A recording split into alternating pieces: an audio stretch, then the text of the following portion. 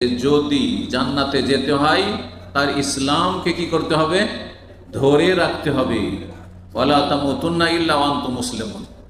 ইসলাম যদি হারিয়ে যায় কিছু মুহূর্তের জন্য, আর সেই মুহূর্তেই আপনার মত চলে আসলো সেই কুফরির অবস্থায়, ঈমান ভঙ্গের অবস্থায়, যে সময় ঈমান নষ্ট হয়ে আছে।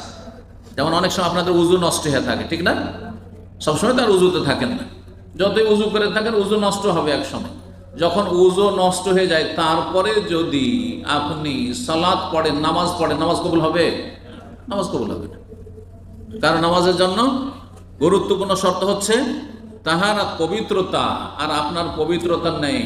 বড় পবিত্রতা গোসল ফরজ থাকলে গোসল, ছোট পবিত্রতা উযু না থাকলে বা উযু থাকা, উযু করা।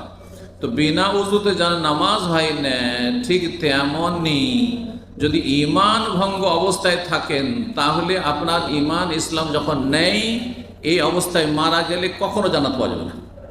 এই অবস্থায় যদি মারা যান তো কখনো জান্নাত পাবেন না, আপনি চিরস্থায়ী জাহান্নামী হতে হবে।